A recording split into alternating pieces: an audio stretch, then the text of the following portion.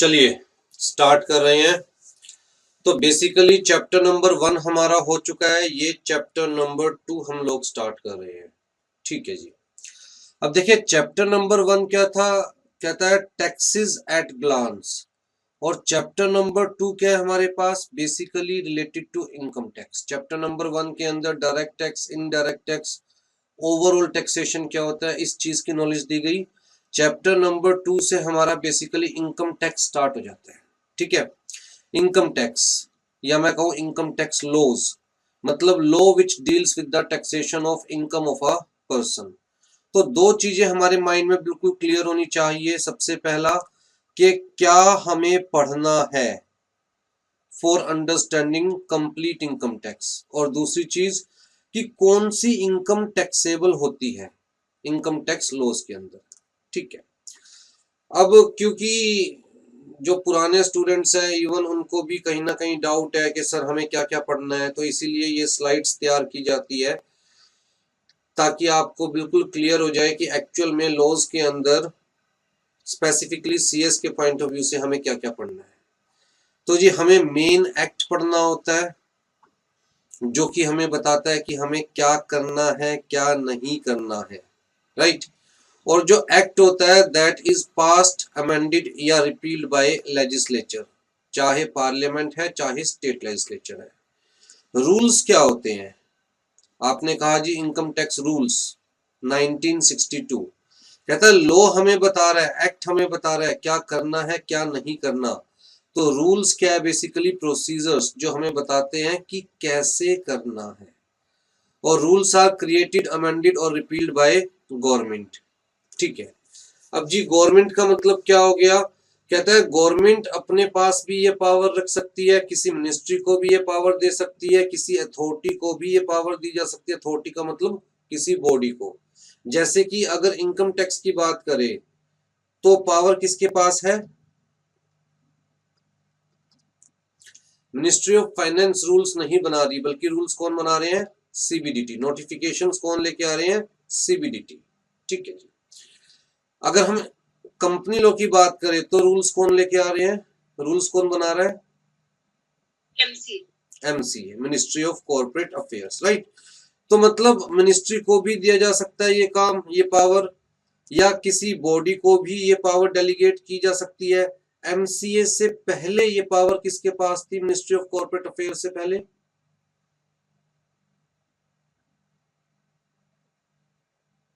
Ministry of corporate affairs से पहले कौन सा डिपार्टमेंट था, पता है किसी को,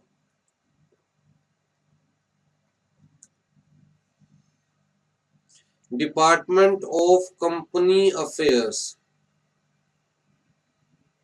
ठीक है, मिनिस्ट्री ऑफ कॉर्पोरेट अफेयर्स को बाद में इनकॉर्पोरेट किया गया स्पेसिफिकली तब जब कॉर्पोरेट लॉज का स्कोप काफी बढ़ गया और कॉर्पोरेशन फील्ड का स्कोप काफी बढ़ गया। ठीक है जी। रेगुलेशंस क्या होते हैं, कहता है किसी भी लीगल फील्ड के अंदर कुछ इंटरमीडिएट्स हो सकते हैं। इंटरमीडिएट्स का मतलब क्या हो गया, कहता है जी एक एंड पे तो हमारे पास गवर्नमेंट हो गई या फिर गवर्नमेंट अथॉरिटीज हो गई, और दूसरे एंड पे हमारे पास एंड यूजर्स हो गए। जैसे अगर हम सिक्योरिटी लॉज की बात करें तो एक एंड पे तो हमारे पास सेबी और दूसरे एंड पे हमारे पास इन्वेस्टर्स। बीच में कुछ इंटरमीडियरीज हो सकते हैं जैसे कि मर्चेंट बैंकर, जैसे कि ब्रोकर्स, जैसे कि अंडरराइटर्स, राइट। तो ये जो इंटरमीडियरीज होते हैं इनको रेगुलेट करने के लिए जो लॉज बनाए जाते हैं उन्हें हम क्या कहते हैं, रेगुलेशंस। ठीक है जी। टू रेगुलेट द पार्टिसिपेंट्स, मतलब ये बेसिकली रिक्वायरमेंट्स बताते हैं कि अगर आपको एज मर्चेंट बैंकर वर्क करना है तो जी आपको स्पेसिफिकली क्या क्या रिक्वायरमेंट्स फुलफिल करनी है। आपका कैपिटल क्राइटेरिया कितना होना चाहिए, आपका एक्सपीरियंस कितना होना चाहिए, आपके पास एम्प्लॉइज कैसे होने चाहिए, राइट। और आपको अपने आप को सेबी के पास रजिस्टर करवाना है, किन टर्म्स एंड कंडीशंस पर सेबी आपको रजिस्टर करेगा। तो बेसिकली रिक्वायरमेंट्स बताई जाती है फॉर द इंटरमीडियरीज कि आपको कैसे रेगुलेट किया जाएगा। तो बेसिकली रेगुलेशंस कौन लेके आता है, कहता है उस फील्ड के अंदर जो भी एडमिनिस्ट्रेटिव बॉडी होती है, जैसे मैं कह रहा हूँ SEBI is the administrative body in case of security laws, तो सेबी रेगुलेशंस लेके आती है फॉर द इंटरमीडियरीज। ठीक है, उसके अलावा हमें सर्कुलर्स भी पढ़ने होते हैं। सर्कुलर्स क्या होते हैं, कहता है जी गाइडलाइंस। किसके लिए होते हैं, पब्लिक के लिए? The answer is no, public के लिए नहीं होते, बल्कि एडमिनिस्ट्रेटिव डिपार्टमेंट्स के लिए होते हैं। जैसे अगर एमसीए कोई सर्कुलर लेके आ रहा है तो it may be for regional directors, it may be for ROC, तो इसका मतलब डिपार्टमेंट के पर्सनल्स के लिए गाइडेंस होती है कि किस सिचुएशन में आपको कैसे वर्क करना है। अगर आपके सामने ये क्वेरी आती है तो आपको कैसे रिस्पोंड करना है। ठीक है, तो जनरल पब्लिक के लिए नहीं होते circular. Circulars are for kind of memos होते हैं, internal department kind of memos, guidance, right. तो बेसिकली जो बॉडी एडमिनिस्ट्रेटिव बॉडी होती है वही सर्कुलर्स पास करती है, वही अमेंड करती है, वही रिपील करती है। तो क्या हमारे पॉइंट ऑफ व्यू से सर्कुलर्स लॉ है? The answer is no, circulars are not laws. क्यों? क्योंकि circulars are guidelines, circulars are not laws. लेकिन मान के चलते हैं जी एमसीए ने कोई सर्कुलर इशू किया है या सीबीडीटी ने कोई सर्कुलर इशू किया है। अब जी हमारे लिए तो एमसीए एपेक्स अथॉरिटी है, सीबीडीटी एपेक्स अथॉरिटी है, सेबी एपेक्स अथॉरिटी है, टॉप मोस्ट अथॉरिटी उस पर्टिकुलर लीगल फील्ड के अंदर। अगर वो कोई बात कह रही है तो हमारे लिए तो पत्थर की लकीर है।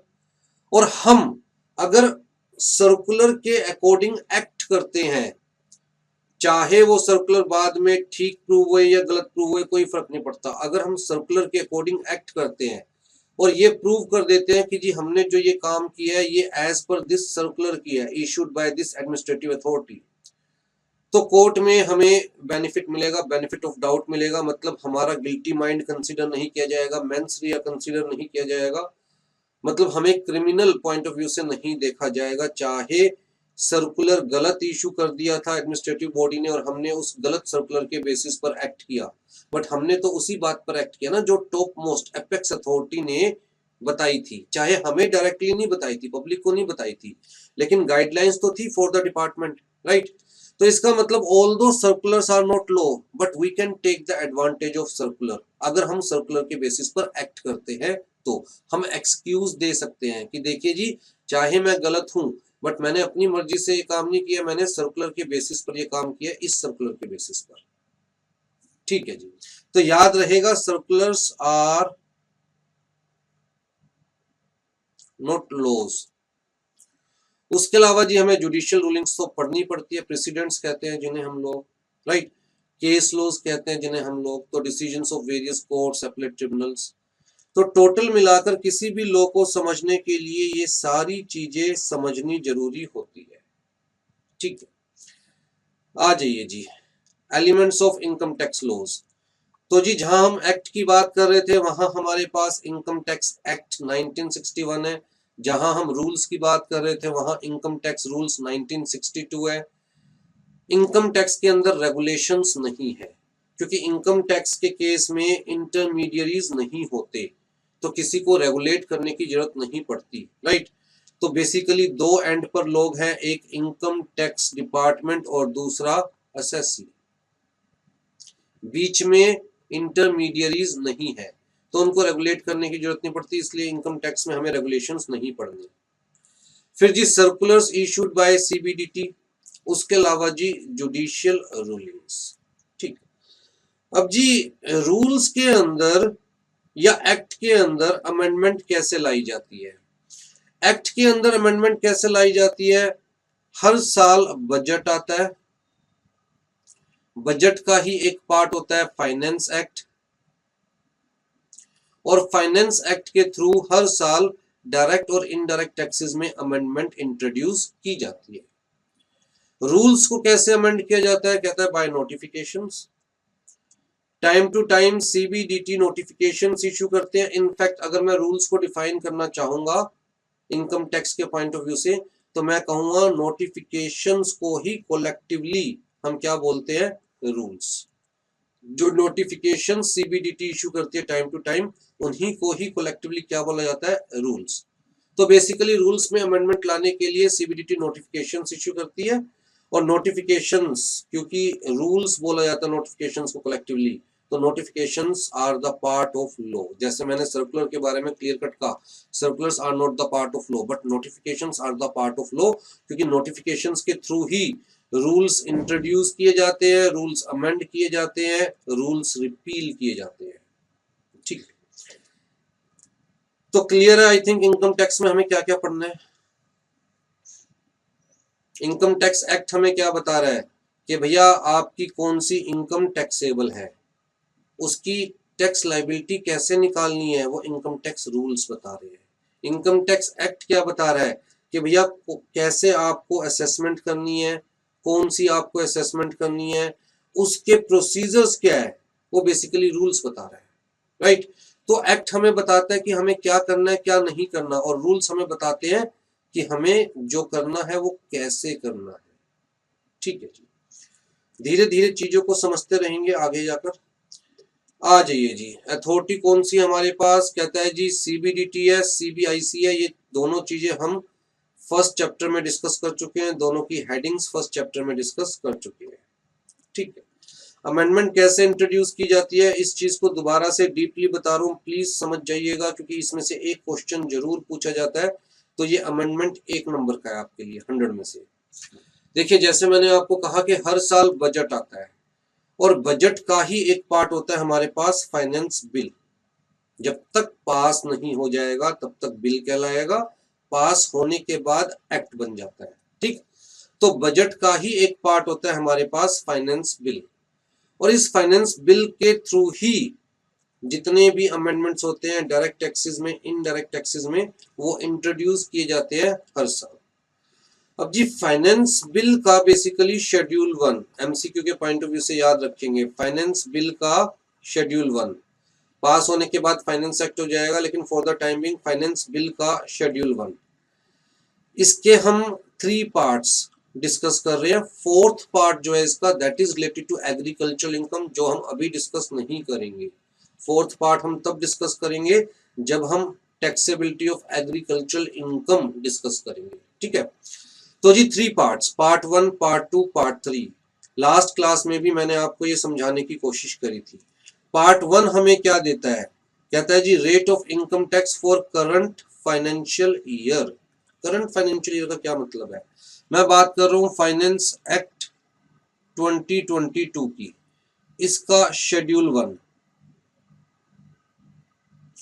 अच्छा, फाइनेंस एक्ट 2022 कब एप्लीकेबल है, कहता है जी 1 अप्रैल 2022 से लेकर 31 मार्च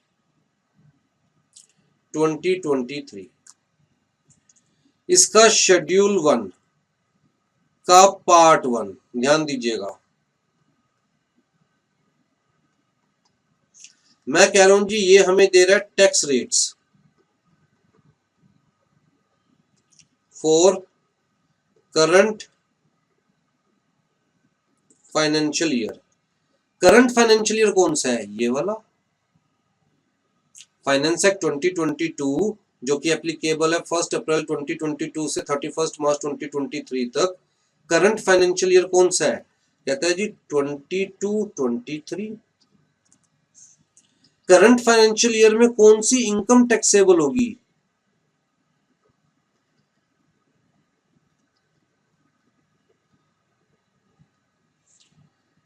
तो हमें कहा गया करंट फाइनेंशियल ईयर में प्रीवियस ईयर की इनकम टैक्सेबल होगी।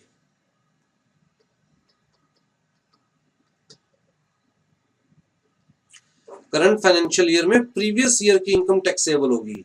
तो कायदे से पार्ट 1 जो हमें टैक्स रेट्स दे रहा है, वो कौन सी ईयर के लिए टैक्स रेट्स दे रहा है, कहता है जो इनकम हम 21-22 में अर्न कर चुके हैं, जो इनकम हम प्रीवियस ईयर में अर्न कर चुके हैं, उस इनकम के ऊपर टैक्स हमें इस ईयर में देना है।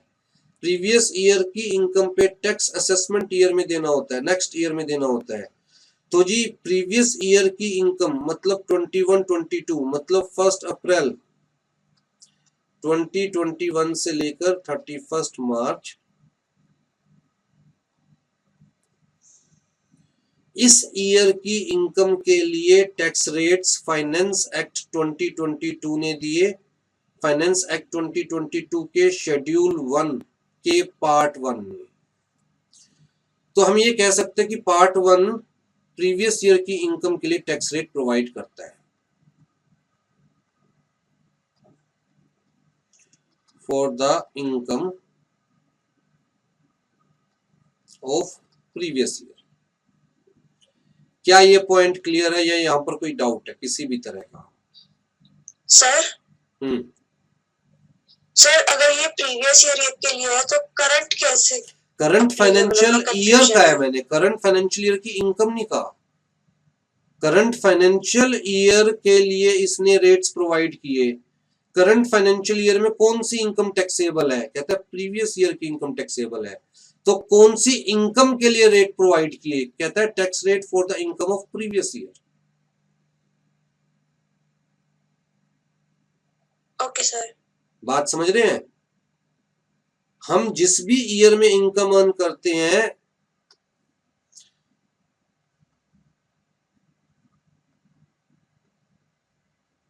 उससे नेक्स्ट ईयर के अंदर उस इनकम के ऊपर टैक्स पे करते हैं।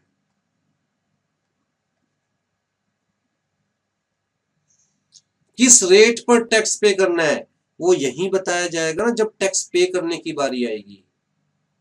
जब टैक्स पे करने की बारी आएगी तभी बताया जाएगा ना कि आपको इस साल किस टैक्स रेट पर टैक्स पे करना है। इस साल, बात समझिए, मुझे इस साल टैक्स पे करना है, किस रेट पर टैक्स पे करना है तो वो यही बताया जाएगा ना हमें। वो बात अलग है कि हम टैक्स पे कौन सी इनकम के लिए कर रहे हैं, प्रीवियस ईयर की इनकम के लिए। ये हमारा प्रीवियस ईयर हो गया। जब ईयर यहां पर खत्म हुआ 31 मार्च को, तो हमें कहा गया लाओ जी टैक्स पे कीजिए, पूरे साल में जो इनकम अर्न करिए। भाई 31 मार्च को ही तो पता चलेगा एक्चुअल में मुझे कितनी इनकम मैंने अर्न करी है प्रीवियस ईयर में। हो सकता है पूरे साल मैंने 100 करोड़ रुपए का प्रॉफिट अर्न किया हो और लास्ट डेट पर, लास्ट टाइम पर 31 मार्च रात को 10 बजे मुझे 110 करोड़ रुपए का नुकसान हो गया हो। तो एक्चुअल में पूरे साल में मुझे प्रॉफिट हुआ है या लॉस हुआ है? 10 करोड़ रुपए का लॉस हुआ है। तो 31 मार्च के एंड पर ही तो पता चलेगा कि एग्जैक्टली मैंने पूरे साल में क्या कमाया है। और जो मैंने पूरे साल में कमाया है उसके ऊपर टैक्स कब दूंगा? 31 मार्च तो खत्म हो गई, टैक्स तो अगले साल ही दूंगा। टैक्स कब दूंगा? अगले साल ही दूंगा ना, नेक्स्ट फाइनेंशियल ईयर में दूंगा ना। तो जी मुझे टाइम दिया गया कि ठीक है जी जुलाई एंड तक आप अपनी बैलेंस शीट बना लीजिए, प्रॉफिट एंड लॉस अकाउंट बना लीजिए और जुलाई एंड तक जो भी आपका प्रॉफिट है, जो भी आपकी इनकम है उसके ऊपर जो भी आपको टैक्स पे करना है हमें टैक्स पे कर दीजिए। मैंने कहा जी किस रेट पर टैक्स पे करना है? तो रेट किसने बताया? कहता है हम फाइनेंस एक्ट लेके आए हैं इस साल। इस साल हम फाइनेंस एक्ट लेके आए हैं। इस साल मैं क्यों कह रहा हूं? क्योंकि कब से एप्लीकेबल है? 1 अप्रैल 2022 से। तो इसने कहा जी इस साल हम फाइनेंस एक्ट लेके आए हैं तो उसके ऊपर आपको टैक्स पे करना है as per the finance act. तो ये जो हमारे पास पार्ट 1 में टैक्स रेट्स बताए जा रहे हैं for the income of previous year, ये कंक्लूसिव टैक्स रेट्स है।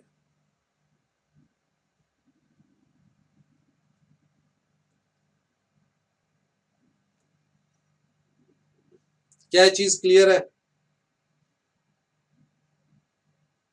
जी सर। पक्का?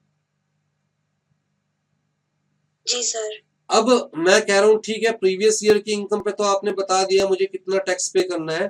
भैया एक अंदाजा दे दो कि इस ईयर में जो मैं इनकम अर्न करूंगा, अब इस ईयर में करंट फाइनेंशियल ईयर में जो मैं इनकम अर्न करूंगा उस इनकम पर मुझे कितना टैक्स पे करना पड़ सकता है? कम से कम अंदाजा तो दीजिए। चलिए मानिए इस ईयर में जो मैं इनकम अर्न करूंगा उस पे कितना टैक्स पे करना है वो मुझे फाइनेंस एक्ट 2023 बताएगा। मैंने मान लिया फाइनेंस एक्ट 2023 का कौन सा पार्ट बताएगा मुझे?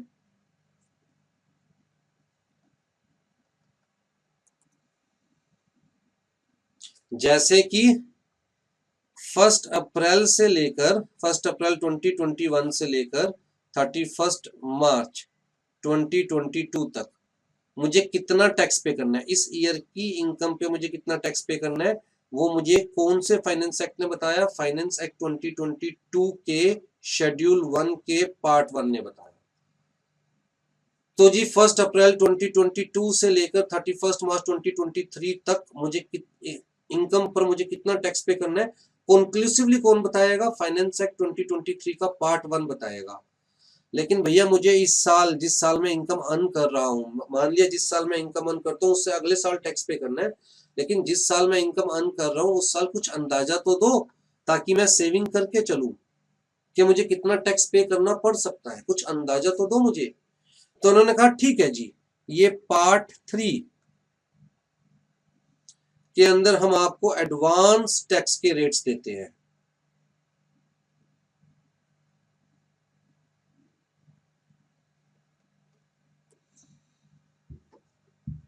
पार्ट 3 में हम आपको एडवांस टैक्स के रेट्स देते हैं। ये कंक्लूसिव नहीं है,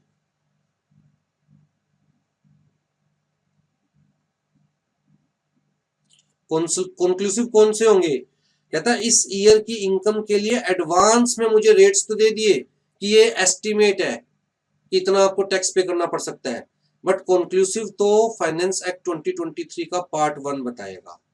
तो फाइनेंस एक्ट 2023 का पार्ट 1 हो सकता है फाइनेंस एक्ट 2022 के पार्ट 3, ये दोनों बिल्कुल सेम हो सकता है, जितना हमें अंदाजा दिया गया था एक्चुअल में उतना ही टैक्स लिया जा रहा है, या हो सकता है थोड़ा बहुत डिफरेंस हो। ठीक है, तो पार्ट 3 हमें क्या देता है, कहता है जी जो करंट फाइनेंशियल ईयर है इसकी इनकम पर एडवांस में कितना टैक्स पे करना है। सर ये एडवांस टैक्स का कंसेप्ट समझ नहीं आया भाई। सेक्शन 4 ने कहा, ध्यान दीजिए, सेक्शन 4 जो कि चार्जेबिलिटी सेक्शन है,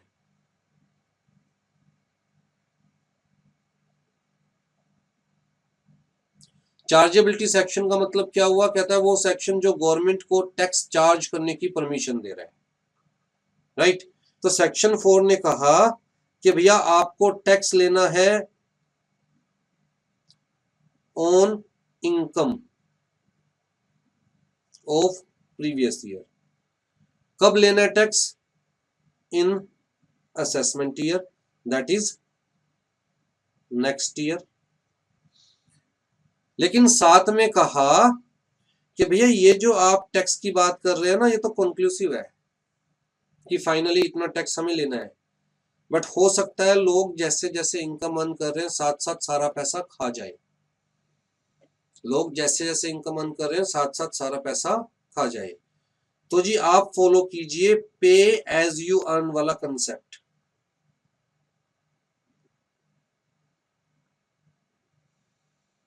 मतलब आप कुछ टैक्स एडवांस में ले लीजिए,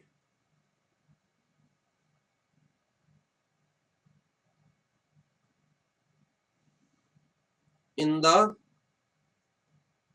ईयर ऑफ इनकम, जिस ईयर में इनकम अर्न की जा रही है उसी ईयर में ले लीजिए कुछ, बाकी फिर फाइनल असेसमेंट हम नेक्स्ट ईयर में कर लेंगे और फाइनल टैक्स लायबिलिटी भी नेक्स्ट ईयर में निकाल लेंगे। अगर एडवांस टैक्स हमारे पास ज्यादा आ चुका होगा तो हम एसएससी का पैसा रिफंड कर देंगे, एक्सेस वाला अमाउंट। अगर कम आया होगा तो एसएससी से हम बाकी अमाउंट चार्ज कर लेंगे, राइट। सिंपल सा कंसेप्ट। फाइनेंशियल ईयर 22-23 मैं फिलहाल ये लेके चल रहा हूं, मतलब कब से कब तक,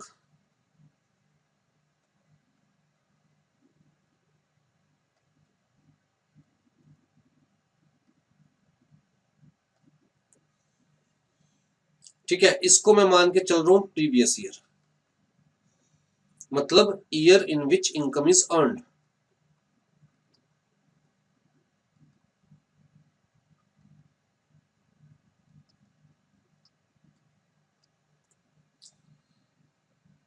और टैक्स लॉज क्या कहते हैं कि जिस ईयर में इनकम अर्न कर रहे हो उससे नेक्स्ट ईयर में आपको टैक्स पे करना है। अब मान के चलते हैं जी मैं सैलरीड पर्सन हूं,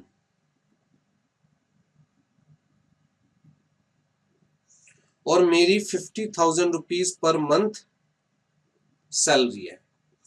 तो जी 12 महीने में मैं लगभग 6 लाख रुपए कमाऊंगा। मेरी इसके अलावा कोई और इनकम नहीं है। ठीक है, अब पूरे साल में मैंने 6 लाख रुपए कमाए और जब 31 अप्रैल आया, 1 अप्रैल 2023, मतलब जब नेक्स्ट ईयर आया, तो जी टैक्स डिपार्टमेंट मेरे पास आते हैं, कहते हैं लाओ जी टैक्स दो, पिछले साल में आपने जितनी इनकम अर्न करी उसके ऊपर टैक्स दो।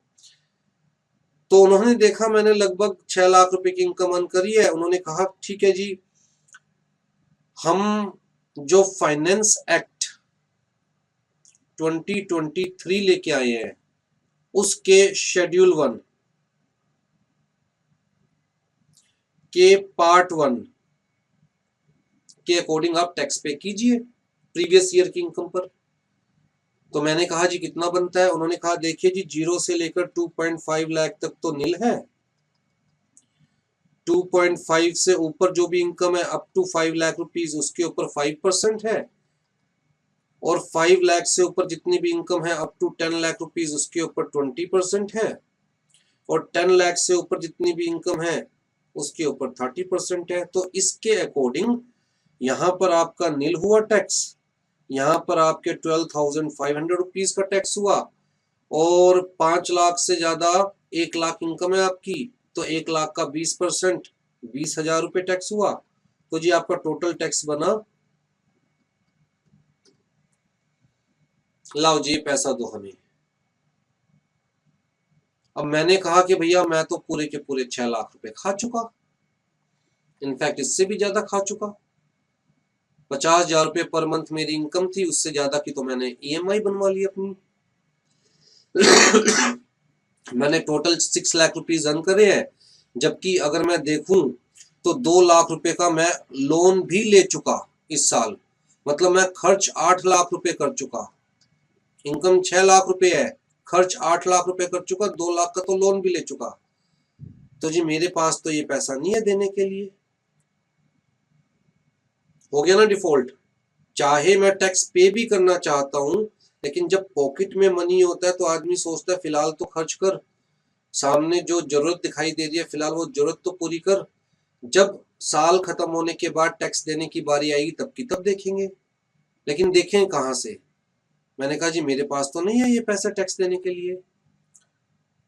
तो गवर्नमेंट को भी इस बात का अंदाजा हुआ कि भैया हम अगर पूरा साल खत्म होने के बाद टैक्स लेंगे तो डिफॉल्ट होने के चांसेस इंक्रीज हो जाते हैं। तो क्यों ना हम एक काम करें, हम कंसेप्ट इंट्रोड्यूस करें पे एज यू अर्न। तो जी गवर्नमेंट ने मुझे कहा कि हम पूरा साल इंतजार नहीं करेंगे, आप एक काम कीजिए, हम आपको रेट ऑफ एडवांस टैक्स दे रहे हैं।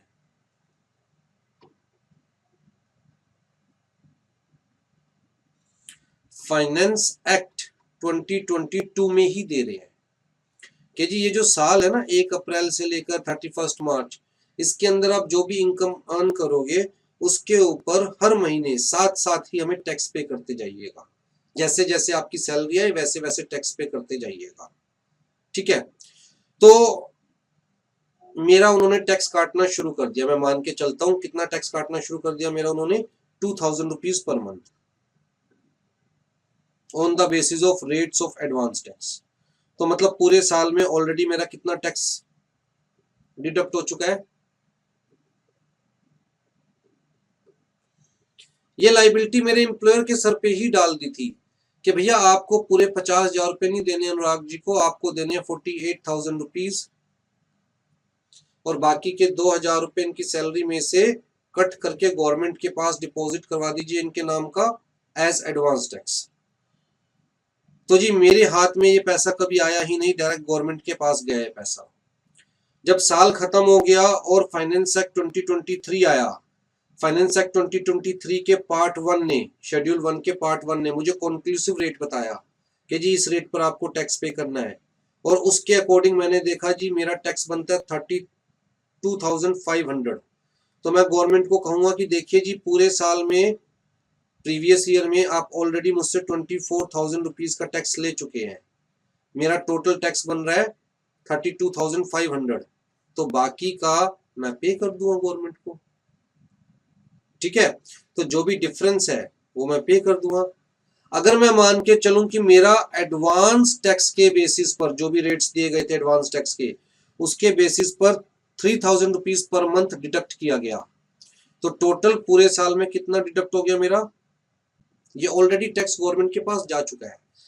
फिर जब मेरे पास फाइनेंस एक्ट आया और मुझे कंक्लूसिव टैक्स रेट्स बताए गए, उसके अकॉर्डिंग मेरा टैक्स कितना निकला 32,500। मैं गवर्नमेंट को कहूंगा ऑलरेडी मैं 36,000 रुपीज दे चुका हूं, मतलब मैं ऑलरेडी एक्सेस दे चुका हूं, 3,500 रुपीज मैं ऑलरेडी एक्सेस दे चुका हूं, तो जो मेरा एक्सेस है गवर्नमेंट मुझे रिफंड कर देगी।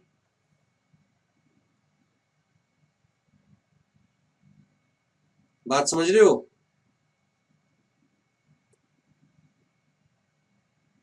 तो जी हमारे पास एडवांस टैक्स रेट्स भी होते हैं और हमारे पास अगले साल कंक्लूसिव टैक्स रेट भी आ जाता है कि जी पिछले साल आपने जो अर्न किया उसके ऊपर कंक्लूसिवली अब आपको कितना टैक्स पे करना है। जो एडवांस टैक्स रेट्स होते हैं वो कंक्लूसिव नहीं होते, वो एक एस्टिमेट होता है, लेकिन हमें उसके बेसिस पर साथ साथ टैक्स पे करना पड़ता है जैसे जैसे हम अर्न करते जाते हैं। ठीक है, तो ये बेसिकली किसके लिए होते हैं, सैलरीड पर्सन के लिए।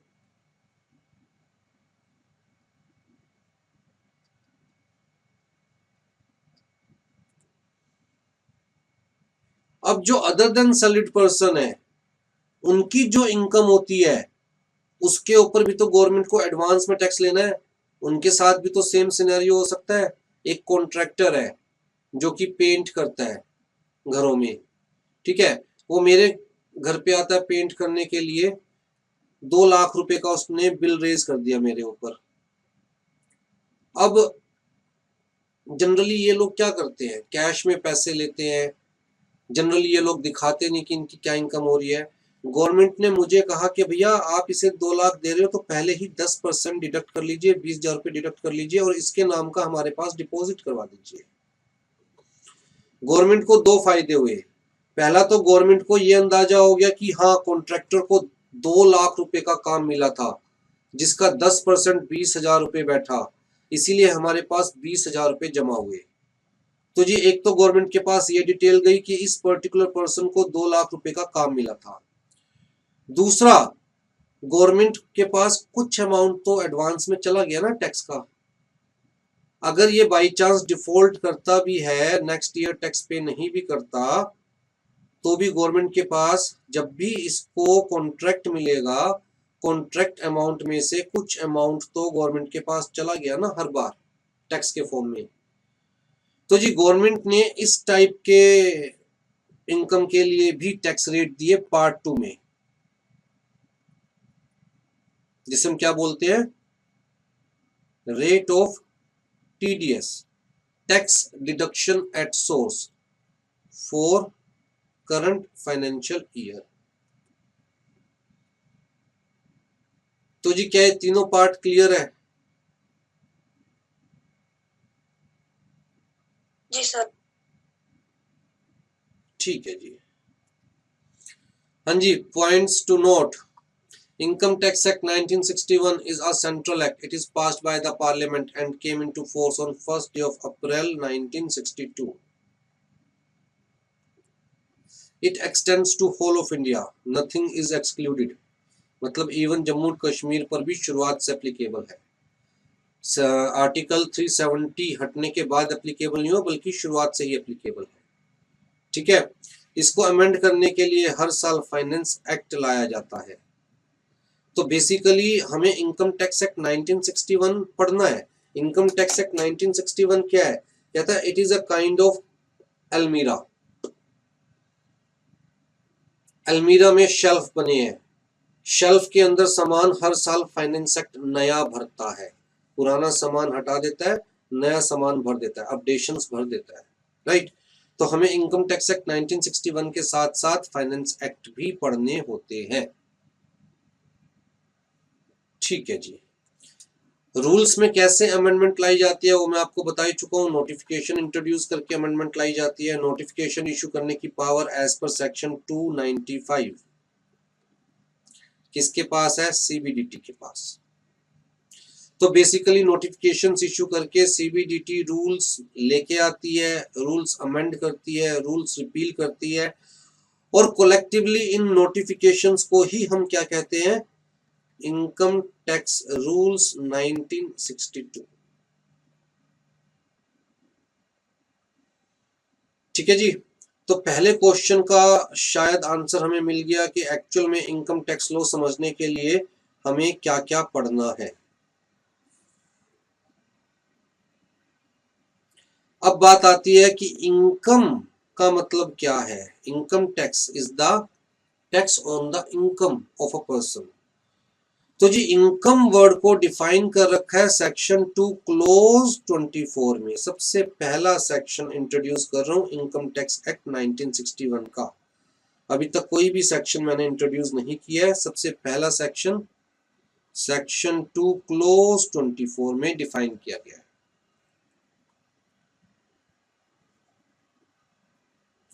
और ये सेक्शन हमेशा याद रहना चाहिए, क्योंकि एग्जाम में डायरेक्टली आपसे कहा जा सकता है सेक्शन 2 क्लोज 24 ये बताए बिना that they are talking about the definition of income. ठीक है। सेक्शन 2 क्लोज 24 में जो इनकम की डेफिनेशन दे रखी है दैट इज इंक्लूसिव।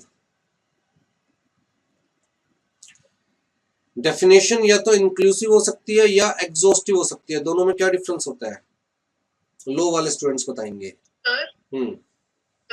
इंक्लूसिव मतलब इंक्लूड्स, जिसमें होता है कि ये चीजें तो लिखी हुई हैं, इसके अलावा भी हो सकती है, मतलब इट इंक्लूड्स एंड मतलब और चीजें भी। वेयरएज एग्जॉस्टिव मतलब कि ये ही है, मतलब इसके अलावा कुछ नहीं। या हम बोल सकते हैं जहां कि पर ड्राफ्टमैन मतलब जिसने लो ड्राफ्ट किया है उसको लगता है कि यार मैं इजीली इस वर्ड का स्कोप डिफाइन कर सकता हूं और जो मैं डिफाइन करूंगा उससे बाहर नहीं जाना चाहिए इस वर्ड का स्कोप, तो वहां वो एक्सक्लूसिव डेफिनेशन देते हैं। और एक्सक्लूसिव डेफिनेशन कैसे स्टार्ट होती है, अगर एक्सक्लूसिव डेफिनेशन स्टार्ट करनी है तो मैं लिखता इनकम मीन्स। इनकम का मतलब ये है, इसके अलावा और कुछ नहीं, ना कम ना ज्यादा। अगर इंक्लूसिव डेफिनेशन मुझे स्टार्ट करनी है तो मैं लिखता हूं इनकम इंक्लूड्स। ठीक है। और कुछ definitions inclusive as well as exhaustive होती है। मतलब हम क्या लिखते हैं, इनकम मीन्स फलाना एंड इंक्लूड्स। तो इसे हम कहेंगे definition is inclusive as well as exhaustive. ठीक है। इंक्लूसिव डेफिनेशन का मतलब यह है कि ड्राफ्टमैन अभी क्लियर नहीं है कि फॉर द टाइम भी मुझे ये चीजें समझ में आ रही है, ये चीजें तो मैं लिख देता हूं, लेकिन यार ये ऐसी चीज है जिसको हम 100% डिफाइन कर ही नहीं सकते। जैसे अभी मैं एक सीरियल देख रहा था, सीरीज, तो वहां पर क्वेश्चन पूछा कि भैया आर्ट को डिफाइन कर सकते हो, तो आंसर मिला कि हम आर्ट को डिफाइन नहीं कर सकते। आर्ट तो वेरी करता है person to person, situation to situation, circumstance to circumstance. तो आर्ट की डेफिनेशन वेरी करती है। इसी तरह इनकम एक ऐसा वर्ड है जिसे हम कंप्लीटली डिफाइन नहीं कर सकते। आज की डेट में जो बिजनेस सिनेरियो है, जो फाइनेंशियल सिनेरियो है, उसके अकॉर्डिंग इसको इनकम कंसीडर किया जा सकता है, इसको किया जा सकता है, इसको किया जा सकता है, पर यह कोई गारंटी नहीं कि आगे जाके कोई नई फॉर्म ऑफ इनकम नहीं आएगी। इसलिए भैया हम फॉर द टाइमिंग ये इंडिकेट कर रहे हैं कि इसको तो इनकम कंसीडर किया ही जाएगा, किया ही जाएगा। उसके अलावा अगर कोई डिस्प्यूट होगा तो कोर्ट सेटल कर लेगी कि भैया वो पर्टिकुलर रिसिप्ट इनकम है या नहीं है। तो मतलब ओपन डेफिनेशन होती है। इंक्लूसिव डेफिनेशन का मतलब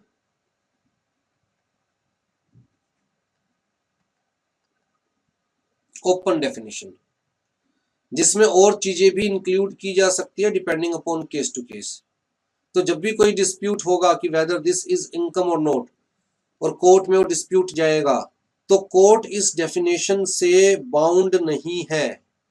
वहां पर कोर्ट खुद से डिसाइड कर सकती है कि whether this kind of receipt can be considered as income और नॉट, राइट। तो दिस इज इंक्लूसिव डेफिनेशन। तो जी सेक्शन 2 क्लोज 24 में जो इनकम की डेफिनेशन दे रखी है दैट इज इंक्लूसिव डेफिनेशन। सीधी सी बात है। ठीक है। It contains a long list of different income. अगर आप देखना चाहें तो बेयर एक्ट में देख सकते हैं, अदरवाइज नोट्स में भी दे रखा है लास्ट में। ठीक है, रट्टा मारने की जरूरत नहीं है, डेफिनेटली एमसीक्यू बेस्ड आपका पेपर है, तो कोई लंबी चौड़ी डेफिनेशन आपसे नहीं पूछने वाला किसी भी तरह की। आपको कंसेप्ट क्लियर होना चाहिए कि भैया जो इनकम की डेफिनेशन दे रखी है वो इंक्लूसिव है, that is not conclusive, right. आपको फिलहाल क्या मान के चलना है, जो मैंने आपको थंब रूल बताया था कि इनकम टैक्स एक्ट 1961 में any type of income can be considered as income if such income is specifically included in the scope of income or if such income is not specifically excluded from the scope of income। जैसे कि मैंने आपको example दिया था कि casual income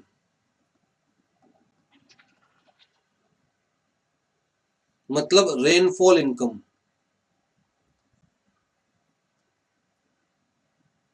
या windfall income,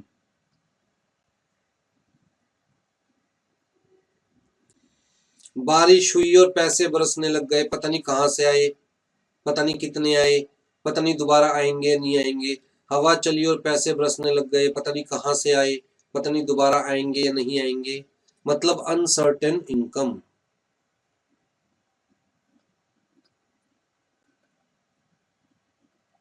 with no explanation. कायदे से ऐसी इनकम को हम इनकम कंसीडर नहीं कर सकते, लेकिन क्योंकि इसको स्पेसिफिकली इंक्लूड कर लिया गया है,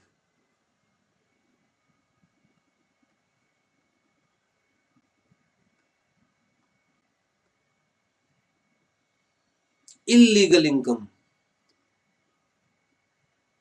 को कायदे से हम इनकम कंसीडर नहीं कर सकते, लेकिन स्पेसिफिकली इंक्लूड कर लिया गया है। तो जिस इनकम को स्पेसिफिकली इंक्लूड कर लिया गया वो भी इनकम, और जिस इनकम को स्पेसिफिकली एक्सक्लूड नहीं किया गया कहता है वो भी इनकम। तो कौन सी इनकम टैक्सेबल नहीं है? Thumb rule, which is specifically excluded. एक इस इनकम को छोड़कर बाकी सारी इनकम इनकम टैक्स एक्ट 1961 में टैक्सेबल है। Am I clear? Only this income is excluded. उसके अलावा कोई भी इनकम है, चाहे उसके बारे में हमने पढ़ा है नहीं पढ़ा, हम पढ़ेंगे नहीं पढ़ेंगे, आपके मन में बिल्कुल डाउट नहीं होना चाहिए कि क्या वो इनकम टैक्सेबल है या नहीं है, राइट। तो जी इनकम टैक्स के अंदर इनकम का मतलब काफी डिफरेंट है, जो जनरल सिनेरियो में हम इनकम कंसीडर करते हैं उससे काफी डिफरेंट है, राइट। जैसे कि यहाँ पर कुछ एग्जांपल्स दे रखे हैं मैंने। I am doing a job in a company, my salary is 20,000 rupees per month, my company has provided me a car for personal and official use. अब जी मैं किसी को भी कहूंगा कि जी मेरी जॉब लगी है, कंपनी अच्छी है, सैलरी भी अच्छी है, 20,000 रुपये पर मंथ है, और कंपनी ने मुझे गाड़ी भी दे रखी है यूज करने के लिए, तो लोग मेरी इनकम यही कंसीडर करेंगे 20,000 रुपीज पर मंथ। तो जनरल पार्लेंस के अंदर मेरी इनकम 20,000 रुपीज पर मंथ ही कंसीडर की जाएगी, लेकिन इनकम टैक्स एक्ट के पॉइंट ऑफ व्यू से जो मुझे ये कार मिली है, इस कार की फैसिलिटी की वैल्यू कैलकुलेट की जाएगी और वो वैल्यू मेरी इनकम में ऐड की जाएगी।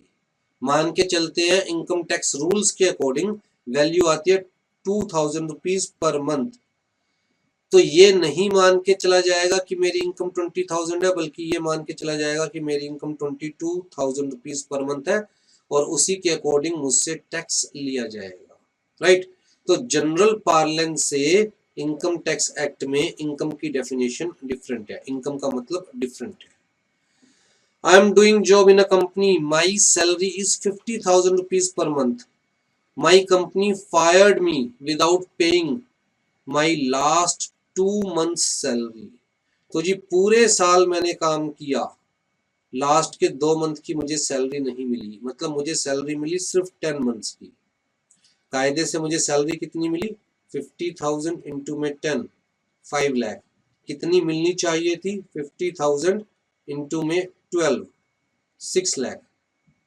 मतलब लास्ट 2 मंथ्स की ना मुझे सैलरी दी और मुझे धक्के मारकर नौकरी से भी निकाल दिया। अब बताइए मुझे टैक्स 5 लाख पर पे करना है या 6 लाख पर पे करना है? सर 6 लाख पे। क्यों? सर वो गवर्नमेंट ये कहेगी तुम अपना कोर्ट केस करो, वो हमारा मतलब नहीं है, हमें तो टैक्स से मतलब है। जो पैसा मिला ही नहीं उसके ऊपर भी टैक्स चाहिए।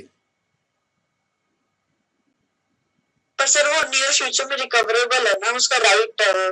अगर रिकवर तो नहीं होता रिकवर फिर? हो जाए। अगर केस करने के बावजूद भी रिकवर नहीं होता फिर? मैं कंपनी के ओनर को ट्रेस ही नहीं कर पा रहा, कंपनी बैंकरप्ट हो गई है, ओनर्स भाग गए हैं, किसके ऊपर केस करूं? अब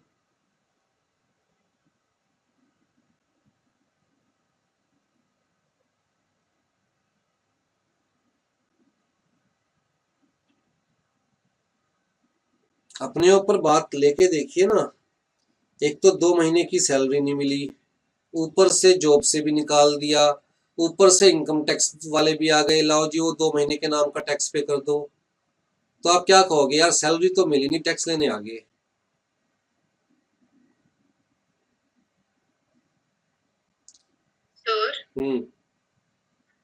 सर तो ये नहीं होनी चाहिए ना सैलरी टैक्सेबल। लेकिन ये होती है ना, जसपिंदर बिल्कुल ठीक कह रही है, टैक्स पे करना पड़ेगा।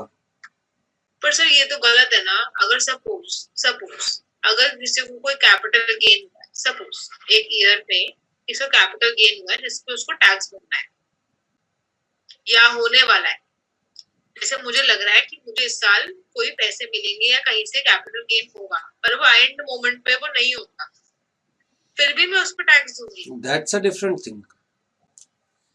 वही डिफरेंशिएट करने की कोशिश कर रहा हूं।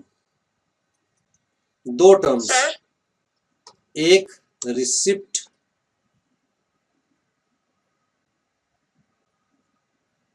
दूसरा ड्यू। ड्यू का मतलब क्या होता है? ड्यू का मतलब होता है जब आपको देना होता है उनको, जिस डेट रिसिप्ट मतलब जो आपके हाथ में आती है, और ड्यू मतलब कि जब आपका right to recover, right to receive, that is due. जो वो 2 महीने की सैलरी नहीं मिली वो ड्यू हो गई थी, चाहे रिसिप्ट नहीं हुई लेकिन ड्यू हो गई थी, चाहे रिसीव्ड नहीं हुई लेकिन ड्यू हो गई थी ना। तो सर ये तो वही बात होगी, सैलरी टैक्सेबल होगी या तो ड्यू बेसिस पे या रिसिप्ट बेसिस पे, जो पहले होता है। हाँ। ये वो कहना चाह रहा हूं। सिर्फ सैलरी की बात नहीं है, सिर्फ सैलरी की बात नहीं है, any kind of income which is due is taxable. तो सर ये गलत है, तो गलत है। अब इस चीज को दिमाग में रखिए। बोले जसपिंदर। सर कोई भी लॉ इस पर्सपेक्टिव से बनता है ना कि बाकी लॉस काम करते हैं, वो तो अज्यूम करते हैं कि उसको जस्टिस मिल ही जाएगा, तो कोई भी लॉ है। इस पॉइंट ऑफ व्यू से बनाया जाता है कि आप उस लॉ का मिसयूज ना कर सके। चूहे बिल्ली की दौड़ है, टैक्स पेयर चूहे की तरह बचता रहता है और टैक्स डिपार्टमेंट बिल्ली की तरह टैक्स पेयर के पीछे पड़ी रहती है। अगर जो चीज ड्यू हो चुकी उसके ऊपर टैक्स नहीं लिया जाएगा तो ऐसे तो कोई भी दिखा देगा कि जी मेरे एम्प्लॉयर ने मुझे पैसे नहीं दिए जी। एम्प्लॉयर और एम्प्लॉय आपस में सेटिंग कर लेंगे कि आप मुझे मत दिखाइएगा कि आपने मुझे पैसे दिए हैं, क्योंकि मुझे इस 2 मंथ की सैलरी पर 30% टैक्स पे करना पड़ रहा है। अगर 2 लाख रुपए का 30% मैं देखूं तो मेरा 60,000 रुपीज बैठेगा। तो एक काम करते हैं, 30,000 रुपीज आप मुझे कम दे दीजिए। एम्प्लॉयर को मैं कहूंगा कि 2 लाख की बजाय मुझे ये लास्ट के 2 मंथ्स का 1.7 लाख रुपीज दे दीजिए, 1,70,000। तो भैया मुझे टैक्स पे नहीं करना पड़े, इसलिए शो मत कीजिएगा इस पैसे को। अगर आप शो नहीं करेंगे तो मुझे भी 30,000 रुपये का बेनिफिट और आपको भी 30,000 रुपये का बेनिफिट हो सकती है ना सेटिंग आपस में।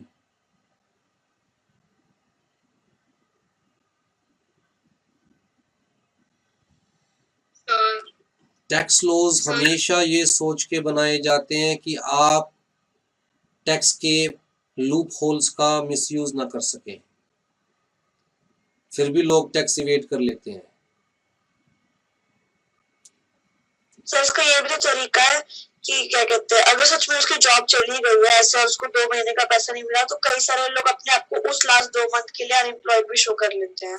हाँ वो चीज अलग है, लेकिन अगर आप ड्यू शो कर रहे हो तो आपको टैक्स पे करना पड़ेगा।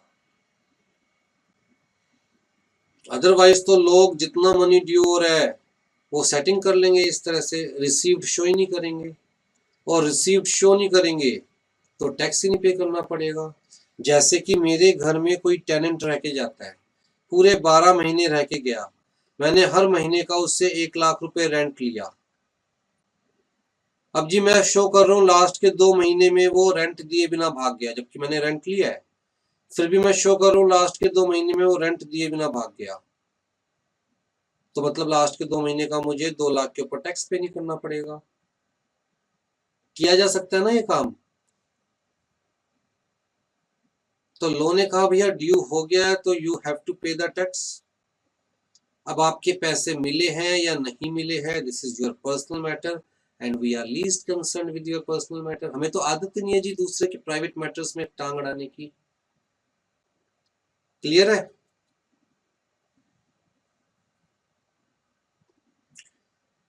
हाँ जी। I have 3 houses, 2 are occupied by me for the residential purpose and third one is empty। जबकि अगर मैं चाहूं तो उसको 1 लाख रुपए पर ईयर पर रेंट पर दे सकता हूं, लेकिन फिर भी मैंने उसे पर्पसली एम्प्टी रखा है, थर्ड हाउस को। अब कायदे से देखा जाए, जनरल पार्लेंस में देखा जाए तो ये नोशनल इनकम है। नोशनल इनकम का मतलब वो इनकम जो हो सकती है बट एक्चुअल में हो नहीं रही। और नोशनल इनकम को रियल लाइफ में हम इनकम कंसीडर नहीं करके चलते। मैं ये नहीं कह सकता भाई मैं तो घर पे बैठा हूं, अगर मैं घर से बाहर निकलूं तो लाख रुपए महीना तो मुझे दुनिया देने वाली बैठी है जॉब पर मेरा मन ही नहीं करता जॉब करने का, इसलिए मैं घर बैठा हूं। जब तक घर बैठे हो इनकम अर्न नहीं कर रहे तब तक दुनिया की नजरों में वो इनकम है नहीं। इसी तरह अगर मैंने तीसरे घर को रेंट पर नहीं चढ़ाया हुआ तो दुनिया की नजरों में उस घर से कोई इनकम नहीं हो रही। बट इनकम टैक्स लॉज कहते हैं भैया हम तो मान के चलेंगे कि आपका ये घर रेंट पर चढ़ा हुआ है, आपने ये घर रेंट पर दे रखा है। आप कोई बेवकूफ थोड़ी ना हो, हमारी नजरों में you are very intelligent, you are very rational person. और कोई भी रैशनल पर्सन जानबूझ के नुकसान थोड़ी ना करेगा अपना। हम तो मान के चलेंगे कि आपका घर 1 लाख रुपए रेंट पर चढ़ सकता है और आपने 1 लाख रुपए के रेंट पर चढ़ा रखा है, तो भैया हमें इसके ऊपर टैक्स पे कीजिए। सर सर लेकिन 2 में अलाउड होता है, 1 में हम डीम लेट आउट होते हैं ना। तो मैंने इसलिए तो 2 का एग्जांपल लिया, 2 मेरे पास है और 1 वैकेंट रखा हुआ है।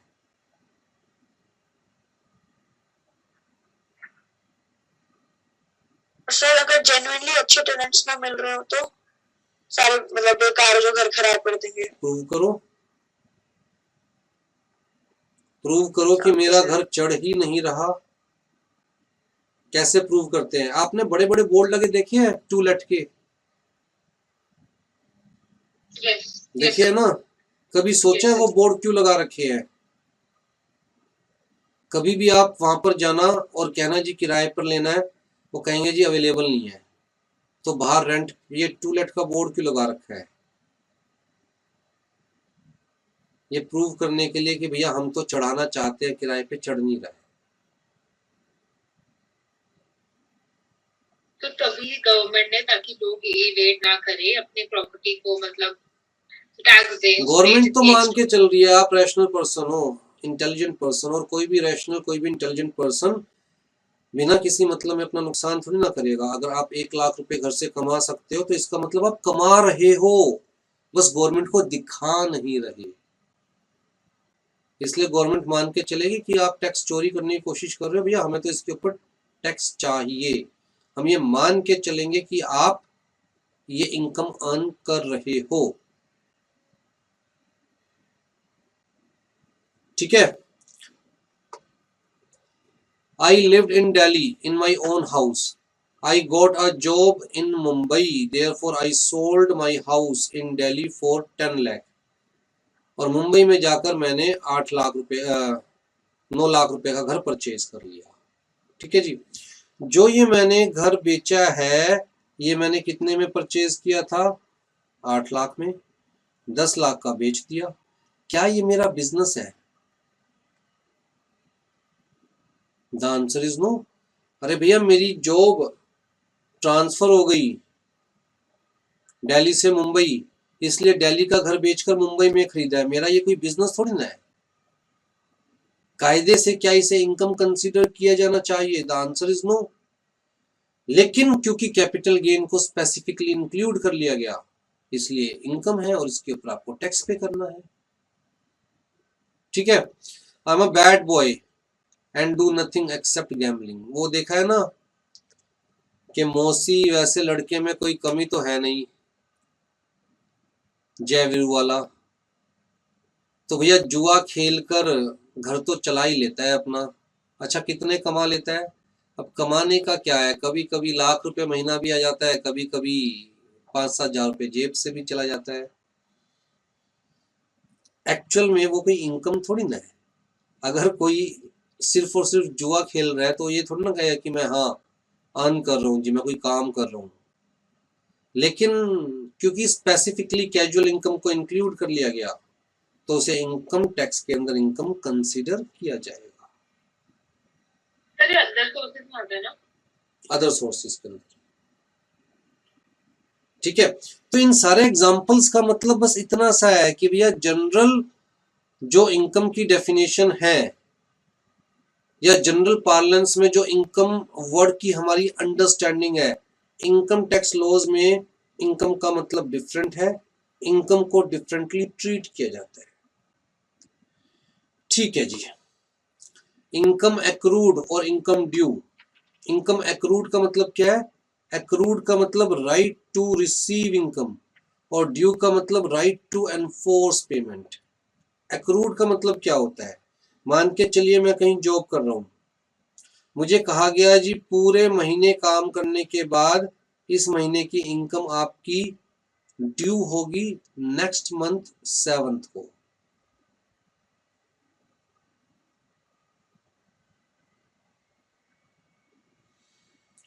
तो जी हर रोज मेरी इनकम एक्रू हो रही है।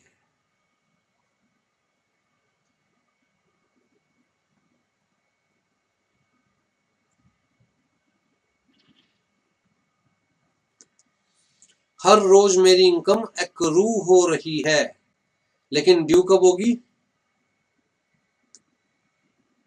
सैलरी के लिए एनफोर्स कब कर सकता हूं? 7th of next month. अगर मैं यहां पर 21st को जॉब छोड़ भी देता हूं तब भी सैलरी के लिए कब आना पड़ेगा मुझे?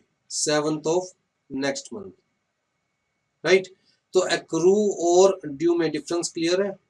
एक्रू का मतलब जैसे जैसे इनकम रिसीव करने का राइट मेरे पास आ रहा है, और ड्यू का मतलब कि भैया मैं लीगली एनफोर्स कर सकता हूँ, मेरे पैसे दीजिए, इस डेट पर मैं लीगली एनफोर्स कर सकता हूँ, इस डेट तक मेरी इनकम तो एक्रू हो रही है बट मैं लीगली एनफोर्स नहीं कर सकता पैसे देने के लिए, बट 7th को मैं लीगली एनफोर्स कर सकता हूँ, मेरे पैसे दीजिए।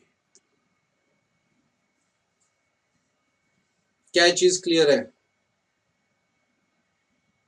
जब तक मेरी इनकम ड्यू नहीं हुई तब तक I am not liable to pay the tax.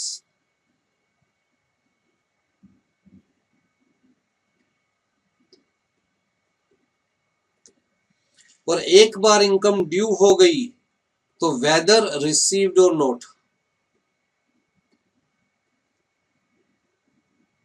I have to pay the tax. क्या चीज क्लियर है? सर आपने ये बोला ना, unless and until income not accrued, the person will not be liable to pay tax. Unless and once until it the income is not due, चाहे accrue हो रही है, जब तक ड्यू नहीं होती तब तक I am not liable to pay the tax. and once it is due, the person is liable to pay tax irrespective of the fact he has received it or not. हाँ, whether income is received और not.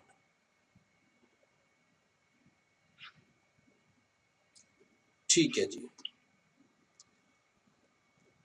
Application of income and diversification of income. Application of income का मतलब income को use करना,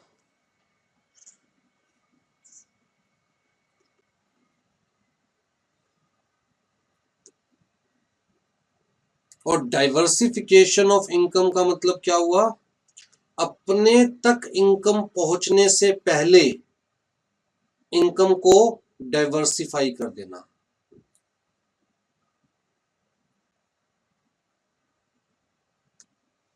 income due हो उससे पहले ही income को डाइवर्सिफाई कर देना। अब जी अगर आप इनकम अप्लाई कर रहे हैं तो मतलब आपने इनकम यूज कर ली, इनकम यूज कर ली तो इसका मतलब टैक्स इज पेएबल।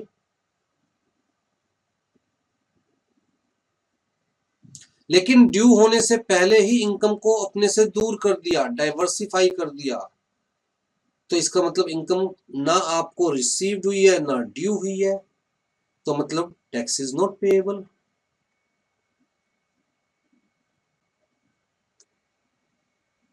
जैसे मान के चलते हैं मैं किसी स्कूल में टीचर हूं और मेरी इनकम है 50,000 रुपीज पर मंथ, ठीक है, और मैंने अपनी पूरी इनकम स्कूल को डोनेट कर दी,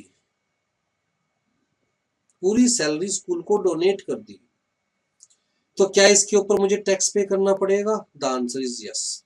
क्यों? क्योंकि इनकम ड्यू तो हुई है, इनकम रिसीव्ड भी हुई है, रिसीव होने के बाद मैं उसे स्कूल को डोनेट करूं या स्कूल से घर जाते हुए बीच में किसी भिखारी को डोनेट करूं या घर जाकर जो मेरी वाइफ इंतजार कर रही है उसको डोनेट करूं या अपने बच्चों को डोनेट करूं, लोग कहता है वी आर लीस्ट कंसर्न। आपकी मर्जी, आपका पैसा, अपने ऊपर यूज करो, डोनेट करने के लिए यूज करो, जो करना है वो करो, we are least concern. You have to pay the taxes, you have to pay the taxes, आपकी मर्जी है, जो मर्जी करो।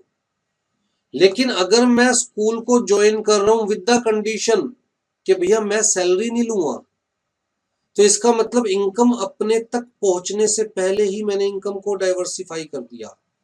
अब कभी भी वो इनकम मेरे नाम पर ना ड्यू होगी ना मैं उस इनकम को रिसीव करूंगा, क्योंकि मैं ऐसी कंडीशन पर जॉब कर रहा हूं कि मैं सैलरी नहीं लूंगा, तो मुझे टैक्स पे करने की जरूरत ही नहीं, क्योंकि इनकम ना कभी ड्यू हुई ना कभी रिसीव हुई, राइट।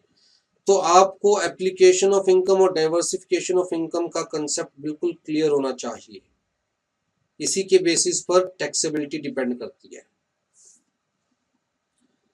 बताइए जी, यहां तक कोई डाउट हो तो।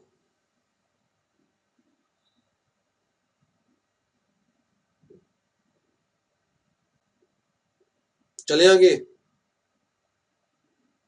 जी सर। अब कुछ डेफिनेशंस देखेंगे।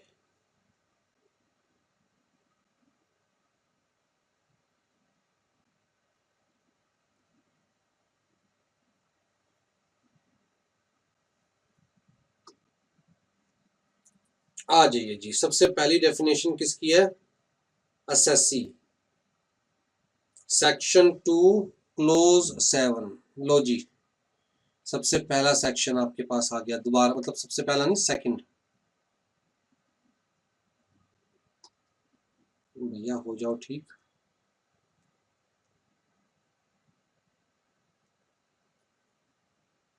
पहला सेक्शन कौन सा हमने पढ़ा था? इनकम टैक्स एक्ट का सबसे पहला सेक्शन कौन सा? Income section 224। ये कौन सा है? Section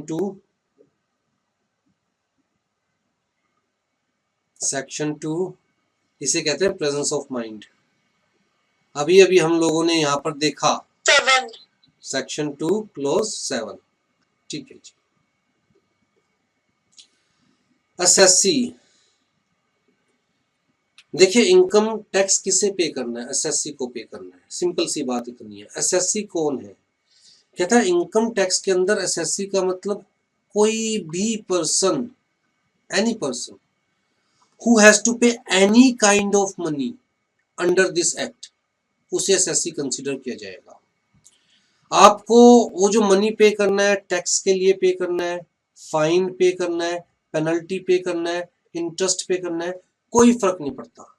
if you have to pay any kind of money under this act, आपको इस एक्ट में एसएससी कंसीडर किया जाएगा और ये एक्ट आपके ऊपर एप्लीकेबल है। ठीक है जी।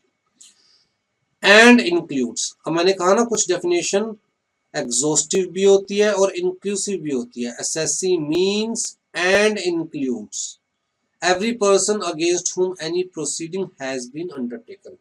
अगर आपके अगेंस्ट इस एक्ट में कोई भी प्रोसीडिंग चल रही है, चाहे वो असेसमेंट ऑफ इनकम से रिलेटेड है, चाहे वो असेसमेंट ऑफ लॉस से रिलेटेड है, चाहे वो असेसमेंट ऑफ रिफंड से रिलेटेड है, चाहे वो आपके इनकम, आपके लॉस, आपके रिफंड से रिलेटेड है, चाहे आपको किसी और की इनकम, किसी और के लॉस, किसी और के रिफंड से रिलेटेड प्रोसेस किया जा रहा है, तो आपके अगेंस्ट कोई भी प्रोसीडिंग चल रही है, आपकी वजह से या किसी और की वजह से, आपको असेसी कंसीडर किया जाएगा। मतलब मेरी इनकम की असेसमेंट हो रही है जिसपे मुझे टैक्स पे करना है, या टैक्स पे नहीं करना फिर भी इनकम की असेसमेंट हो रही है, एसएससी। इनकम की असेसमेंट नहीं हो रही, मुझे तो लॉस हुआ है जी पिछले साल, लॉस की भी रिटर्न फाइल करनी होती है हमें, तब भी मैं एसएससी। ना इनकम है ना मेरी लॉस है, पिछले साल जो मैंने टैक्स पे किया था उसका रिफंड बनता है मेरा, ना मुझे टैक्स पे करना है, ना मेरी इनकम है, ना लॉस है, लेकिन एडवांस से मुझसे जो टैक्स ले लिया था उसका रिफंड बनता है जी मेरा, एसएससी। ठीक है। चाइल्ड की इनकम है, फादर को असेस किया जा रहा है, तो चाइल्ड के बिहाफ पर फादर को असेस किया जा रहा है, एसएससी। आप कंपनी के प्रिंसिपल ऑफिसर हो, कंपनी ने कोई डिफॉल्ट किया है, कंपनी के बिहाफ पर आपको असेस किया जा रहा है, एसएससी। ठीक है। आपके अगेंस्ट प्रोसीडिंग इनिशिएट की जा रही है, एसएससी। तो इसका मतलब deemed assessee as well as assessee in default. Assessee in default का मतलब क्या हुआ?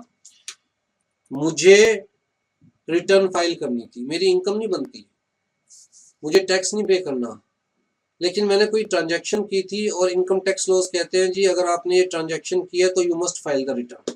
सिंपल सी बात, राइट।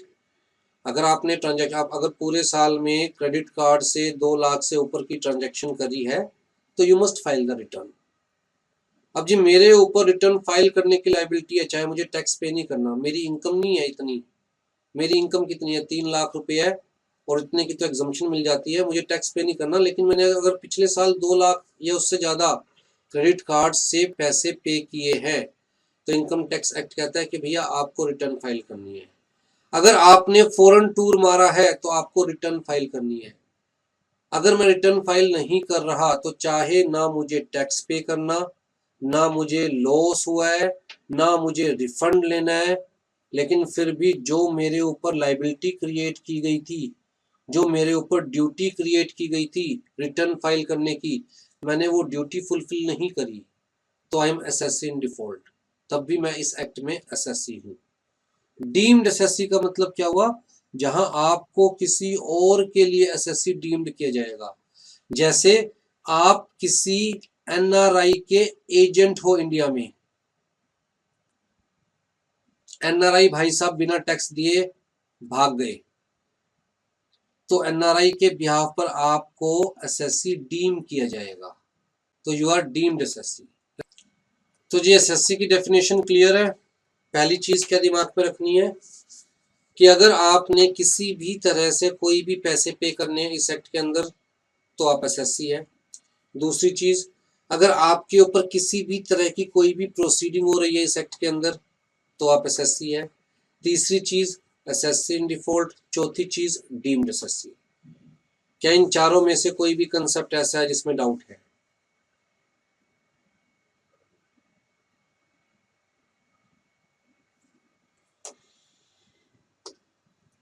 डीम्ड एसएससी और एसएससी इन डिफॉल्ट क्या क्लियर है?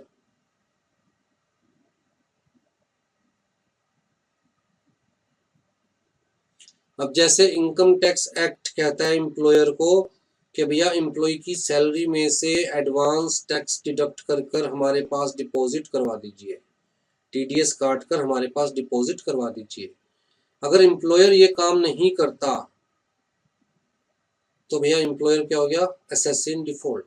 उसके ऊपर जो ड्यूटी इम्पोज की गई थी वो ड्यूटी फुलफिल नहीं कर रहा तो एम्प्लॉयर क्या हो गया? Assessee in default, right. Deemed assessee, जैसे मैंने एनआरआई का एग्जांपल लिया था, जैसे principal officer of the company is deemed to be an assessee on behalf of the company. Parents shall be deemed to be assessee on behalf of a minor. Legal representative shall be deemed to be the assessee on behalf of the lunatic.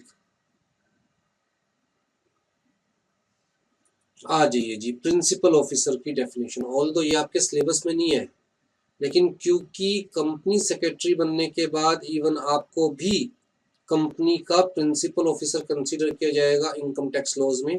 इसका मतलब आपकी company अगर कोई भी default करती है तो company को उठा के तो कोर्ट ले जाया नहीं जा सकता, कंपनी को बुलाया नहीं जा सकता, कंपनी को जेल में डाला नहीं जा सकता, लेकिन कंपनी के बिहाफ पर प्रिंसिपल ऑफिसर को कोर्ट भी बुलाया जा सकता है, प्रिंसिपल ऑफिसर को जेल में भी डाला जा सकता है, राइट। तो आपको क्लियर कट पता होना चाहिए who shall be the principal officer specifically in case of company. Section 2 clause 35। हाँ जी, with reference to a local authority or a company or any other public body या any association of person or body of individual. ध्यान दीजिए, जहां पर हम बात कर रहे हैं दो या दो से ज्यादा लोग मिलकर काम कर रहे हैं, लोकल अथॉरिटी जैसे कि एमसीडी है, राइट, जैसे कि डीडीए है। अब यहाँ पर तो बहुत सारे लोग काम कर रहे हैं। कंपनी बहुत सारे लोग होते हैं, बहुत सारे डायरेक्टर्स होते हैं। एनी अदर पब्लिक बॉडी जैसे कि आरबीआई है, जैसे कि सेबी है, अगेन बहुत सारे मेंबर्स होते हैं, चेयरमैन होता है। इसी तरह association of person, body of individual, बहुत सारे लोग इन्वॉल्व होते हैं। दिक्कत ये होती है कि अगर इनमें से कोई भी टैक्स पे ना करे तो भैया who shall be responsible. Responsibility किसकी है? अगर कंपनी ने टैक्स पे नहीं किया या टैक्स लॉज के अंदर जो कंपनी की लीगल ड्यूटीज है वो फुलफिल नहीं करी तो हु शैल बी रिस्पॉन्सिबल। एक डायरेक्टर के पास जाएंगे, वो कहेंगे भैया मेरी तो ये रिस्पॉन्सिबिलिटी नहीं है, ये तो उस डायरेक्टर की है। उसके पास जाएंगे, वो कहेगा नहीं भैया मेरी तो रिस्पॉन्सिबिलिटी नहीं है। बोर्ड ऑफ डायरेक्टर्स रेजोल्यूशन देख लीजिए, बोर्ड मीटिंग के मिनट्स देख लीजिए, मुझे तो कभी रिस्पॉन्सिबिलिटी दी नहीं गई। तीसरे डायरेक्टर के पास जाएंगे, वो कहेगा नहीं भैया फर्स्ट डायरेक्टर की रिस्पॉन्सिबिलिटी है। तो भैया ऐसे ऐसे इनकम टैक्स डिपार्टमेंट को घूमना ना पड़े तो उन्होंने भैया प्रिंसिपल ऑफिसर को डिफाइन कर दिया। Principal officer means secretary, treasurer, manager या एजेंट। इनको तो प्रिंसिपल ऑफिसर कंसीडर किया ही जाएगा। इसका मतलब अगर कंपनी ने, लोकल अथॉरिटी ने, पब्लिक बॉडी ने, एसोसिएशन ऑफ पर्सन ने या बॉडी ऑफ इंडिविजुअल ने, इनमें से किसी ने भी कोई डिफॉल्ट किया तो इनके सेक्रेटरी को, तो कंपनी के केस में सेक्रेटरी कौन होता है? Company secretary, right.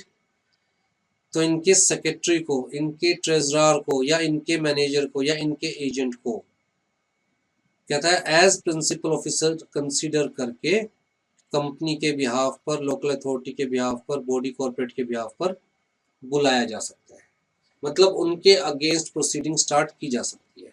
ठीक है, तो ये तो है ही है, ध्यान दीजिए, मीन्स उसके अलावा कौन है? Any person connected with the management or administration of the local authority, company, AOP or BOI. अब यहां पर ये पॉइंट इंपॉर्टेंट है,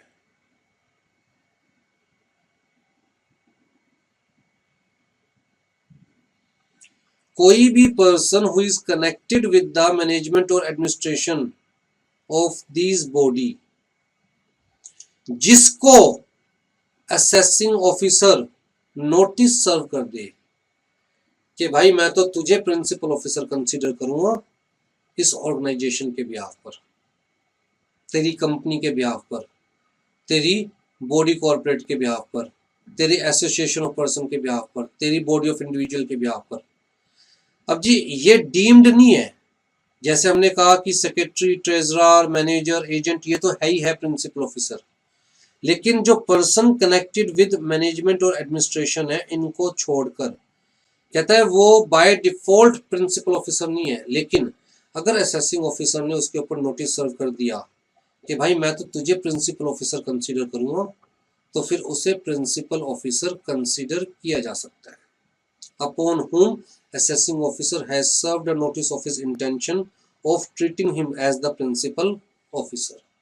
अब ये पर्सन कंपनी का पीएन भी हो सकता है, ये पर्सन कंपनी का डायरेक्टर भी हो सकता है, ये पर्सन कंपनी का सिंपल ऑफिसर भी हो सकता है, या ये पर्सन कंपनी का एम्प्लॉई है ही नहीं but still connected with the management and administration. कोई ऐसा बंदा जिसके कहने से कंपनी की मैनेजमेंट चल रही है, जिसके कहने से बोर्ड ऑफ डायरेक्टर्स एक्ट कर रहे हैं, चाहे कंपनी का एम्प्लॉई है या नहीं है, ठीक है।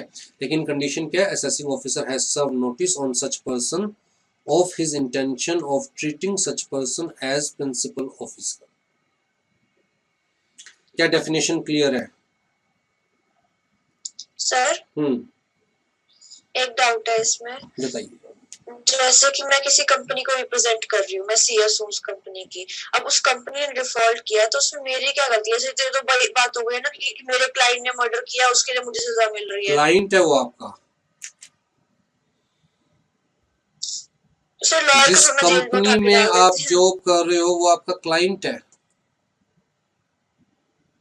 नहीं सर, पर मैं कंपनी पे करेगी ना उसके लिए, तो मैं उनको ज्यादा से ज्यादा एक रिसिप्ट दे सकती हूँ कि अच्छा ये ड्यू हो गया है, ये ड्यू हो गया है, मैं उसके लिए क्यों जिम्मेदार होंगी? आप कम से कम अपनी ड्यूटीज तो फुलफिल करेगी ना। जी सर। कंपनी सेक्रेटरी की एक्चुअल में ड्यूटीज क्या होती है? सर सबसे इम्पोर्टेंट कि देखना कि जो कंपनी है जिसको सेक्रेटरी है वो कंप्लायंस कर रहा है कि नहीं, कंप्लायंस कर रहा है कि नहीं, जितने भी लॉज उस कंपनी पे एप्लीकेबल है क्या वो सारे लॉज कंप्लाई किए जा रहे हैं या नहीं किए जा रहे हैं। Therefore company secretary is termed as compliance officer as per security laws, ठीक है। Second, company secretary is also the watch dog, जिसका काम है कि कंपनी में कोई भी गड़बड़ हो रही है, कोई भी गलत काम हो रहा है, कंपनी कोई भी लॉ को वायलेट कर रही है, तो वो भौंक भौंक कर सारी अथॉरिटीज को इन्फॉर्म करेगा, अलर्ट करेगा। ये आपकी ड्यूटी है। अगर आप अपनी ये ड्यूटी फुलफिल नहीं करते तो you are officer in default. अगर आपको दिखाई दे रहा है, नहीं होता सर, जो मुझे पैसे दे रहा है, सैलरी दे रहा है, मैं उसकी कंप्लेंट कैसे कर सकती हूँ? प्रैक्टिकली नहीं होता, प्रैक्टिकली नहीं होता। टेंशन मत लीजिए, इतनी टेंशन मत लीजिए। चले आगे। जी सर। लेकिन फिर भी आप अपनी तरफ से कंप्लायंस तो पूरा करेंगे ना, अपनी तरफ से एक मेमो तो इशू करेंगे ना कंपनी को, हमेशा उसका लीगल रिकॉर्ड तो रखेंगे ना कि देखिए मैंने मेल करी है डायरेक्टर्स को, मैंने मेल करी है टैक्स डिपार्टमेंट को हमारी कंपनी के। जी सर। हाँ जी, in order to make a person other than specified in definition, मतलब सेक्रेटरी को छोड़कर, ट्रेजरर को छोड़कर, मैनेजर को छोड़कर, एजेंट को छोड़कर, इन चारों को छोड़कर, in order to make a person the principal officer, the connection must be with the management or administration of the company. It is not necessary that such person is actually managing or administrating the company. ये जरूरी नहीं है. Connection with the management or administration is sufficient. What is important is that the person so connected must be served by assessing officer with a notice setting out his intention to treat such person as principal officer of the company. ठीक है जी. Assessment year. Section 2 close 9 जरूर से जरूर याद रखेंगे. Principal officer exams में नहीं पूछा जाएगा, लेकिन असेसमेंट ईयर का सेक्शन बहुत बार पूछा जा चुका है और दोबारा से पूछा जा सकता है. Section 2 close 9. ठीक है. असेसमेंट ईयर, आपको ही पता है असेसमेंट ईयर क्या मतलब है. एक प्रीवियस ईयर होता है, एक असेसमेंट ईयर होता है. प्रीवियस ईयर का मतलब वो ईयर जिसमें हम इनकम अर्न कर रहे हैं. असेसमेंट ईयर का मतलब वो year next to the following to the previous year जिसके अंदर हमें अपनी इनकम असेस करनी है and we have to pay the tax. तो जी हर साल असेसमेंट ईयर है. कहता है period of 12 months commencing on the first day of April every year. हर साल असेसमेंट ईयर है. इसलिए मैंने क्या लिखा कि assessment year is a relative term. We have to C assessment year in relation to previous year. अगर मैं कह रहा हूँ जी प्रीवियस ईयर मेरा 2021 है तो असेसमेंट ईयर उससे नेक्स्ट ईयर 21-22. अगर मैं कह रहा हूँ प्रीवियस ईयर 1920 है तो असेसमेंट ईयर उससे नेक्स्ट ईयर 2021. तो हर साल असेसमेंट ईयर भी है और हर साल अपने आप में प्रीवियस ईयर भी है. Right. It means every financial year is an assessment year with respect to its previous year. तो यहाँ याद रखने वाली तो कोई चीज है नहीं सिवाय किसके.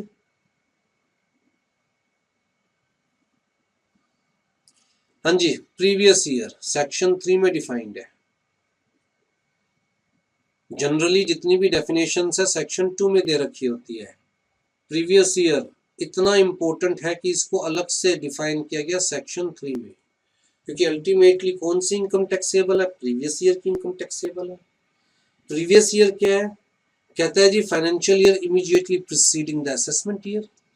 पिछला साल, जिस साल हमें टैक्स पे करना है उससे पहले वाला साल. तो प्रीवियस ईयर की इनकम के ऊपर नेक्स्ट ईयर हमें टैक्स पे करना होता है. एक्चुअल में हम टैक्स तो प्रीवियस ईयर में ही पे करते रहते हैं, एडवांस टैक्स रेट्स के बेसिस पर, टीडीएस के रेट्स के बेसिस पर, पे एज यू अर्न वाले कंसेप्ट पर. लेकिन एक्चुअल जो असेसमेंट होती है वो साल खत्म होने के बाद ही होगा. Balance sheet, profit and loss account, total income की कैलकुलेशन एक बार वो पीरियड खत्म हो जाएगा उसके बाद ही की जाएगी. तो फाइनल असेसमेंट तो नेक्स्ट ईयर में होती है, इसलिए हम उसे असेसमेंट ईयर कहते हैं. और प्रीवियस ईयर जिस ईयर में हमने इनकम अर्न करी है. राइट. तो previous year means financial year immediately preceding the assessment year. ठीक है जी. Thus every financial year is assessment year for its previous year as well as previous year for its assessment year. अब यहाँ पर question कहाँ से पूछा जाता है. इन केस ऑफ न्यू बिजनेस और प्रोफेशन प्रीवियस ईयर क्या कंसीडर किया जाएगा. ध्यान दीजिए, मैं मान के चल रहा हूं कि बिजनेस सेटअप कहाँ हुआ है. बिजनेस सेटअप या न्यू सोर्स ऑफ इनकम यहां से स्टार्ट हुई है पिछले साल 1 दिसंबर से. तो मेरा प्रीवियस ईयर क्या है, 1 दिसंबर से लेकर 31 मार्च, ना कि 1 अप्रैल से लेकर 31 मार्च. ये नहीं है, बल्कि जब से बिजनेस सेटअप हुआ है, प्रोफेशन सेटअप हुआ है या new source of income generate होनी शुरू हुई है, तब से लेकर 31 मार्च. तो previous year shall be the period beginning with the date of setting up of such business और profession, or as the case may be, date on which source of new income comes into existence and ending with the said financial year. ठीक है. आपसे question कैसे पूछा जाता है. आपसे question पूछा जाएगा कि जी मिस्टर एक्स ने एक डेंटल क्लिनिक सेटअप किया है. क्लिनिक कब सेटअप किया, प्रीवियस ईयर में सेटअप किया था, पिछले साल सेटअप किया था 1 सितंबर को.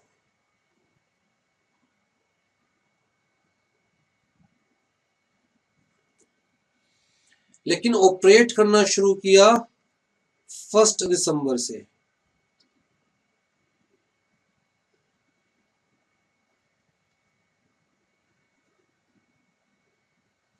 मतलब इनकम यहां से जनरेट होनी शुरू हुई। सेटअप कब किया था? 1 सितंबर से। ऑपरेट करना कब से शुरू किया? 1 दिसंबर से। तो जी प्रीवियस ईयर आपका कब से कब तक कंसीडर किया जाएगा? 1 अप्रैल से 31 मार्च तक, या फिर 1 सितंबर से 31 मार्च तक, या फिर 1 दिसंबर से 31 मार्च तक। कौन सा पीरियड कंसीडर किया जाएगा?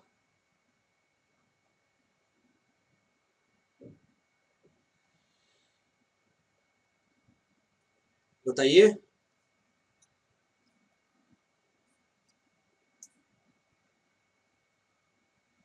क्या वर्ड याद रखना है आपको?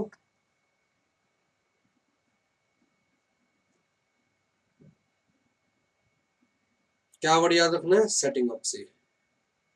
तो कहां से कहां तक प्रीवियस ईयर कंसीडर किया जाएगा?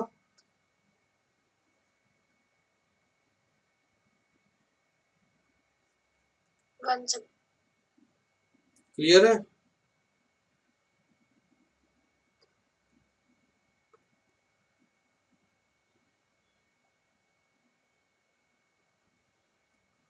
चलिए जी,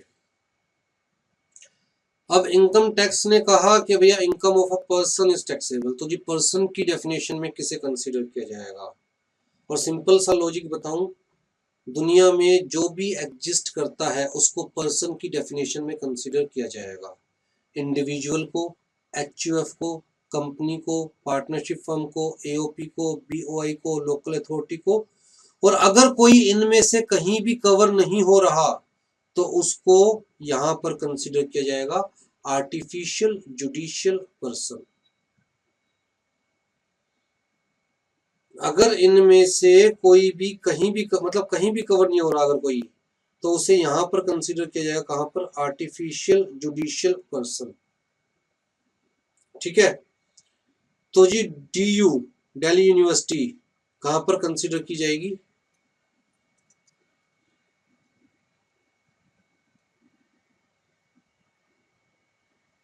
कौन बताने वाला है? दिल्ली यूनिवर्सिटी कहां पर कंसीडर की जाएगी?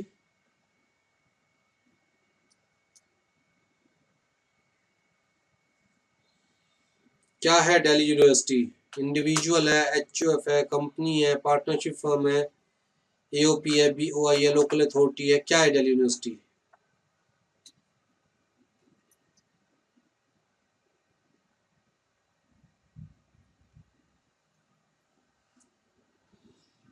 सर हम्म, सर दिल्ली यूनिवर्सिटी तो एक एजुकेशनल इंस्टीट्यूशन है। तो किस फॉर्म में है वो?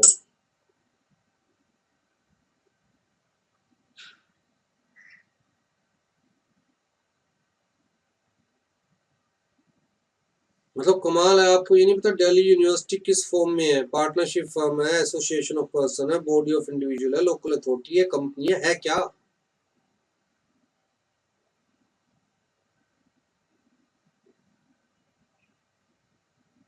Sir association of persons.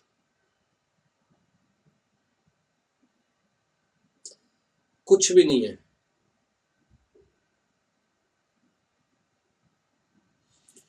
कुछ भी नहीं है इनमें से। तो उसे क्या कंसीडर किया जाएगा?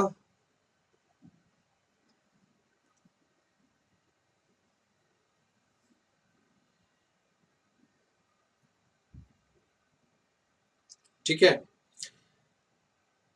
भगवान को चंदा जाता है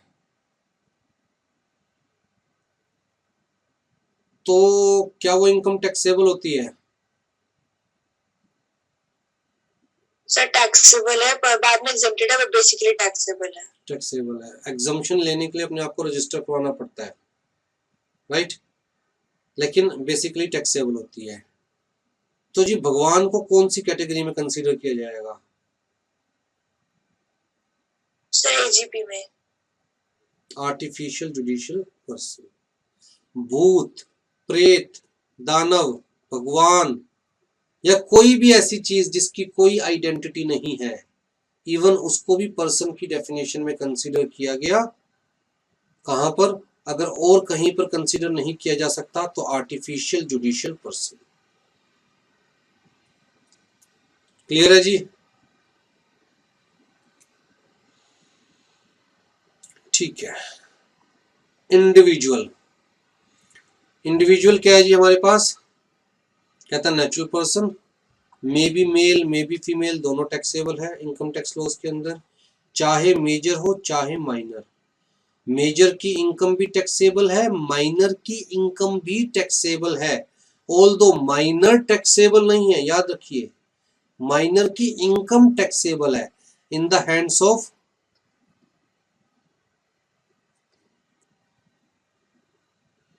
माइनर टैक्सेबल नहीं है, माइनर की इनकम टैक्सेबल है in the hands of parents. ठीक है, चाहे नेचुरल पर्सन साउंड माइंड का हो चाहे अनसाउंड माइंड का हो, इवन अनसाउंड माइंड की इनकम भी टैक्सेबल है, person of unsound mind in the hands of legal representatives. चाहे लिविंग हो चाहे नॉन लिविंग हो, मतलब मरने के बाद भी पीछा नहीं छोड़ेंगे। अगर नॉन लिविंग की भी कोई इनकम है तो वो भी टैक्सेबल है in the hands of legal representative या फिर लीगल हेयर। ठीक है जी। एचयूएफ कैसे डिफाइन करेंगे? एचयूएफ को आईसीएसआई ने बड़ी क्लासिक डेफिनेशन दे रखी है, सबसे बढ़िया डेफिनेशन। कहता है जी all male members of Hindu family from common ancestor, lineally descending from common ancestor, lineally descending from common ancestor। common ancestor का मतलब क्या हुआ भैया? ancestor हमारे कौन? दादाजी। दादाजी के नीचे सन ऑफ दादाजी मतलब पापा जी, उसके नीचे ग्रैंड सन ऑफ दादाजी मतलब बेटे जी, राइट। उसके नीचे ग्रेट ग्रैंड सन ऑफ दादाजी मतलब पोते जी। तो linearly descending from a common ancestor, common ancestor कौन? दादाजी। ठीक है जी। And includes their wives and unmarried daughters. अब जी एचयूएफ के अंदर डॉटर्स को क्या पार्टीशन डिमांड करने का राइट है?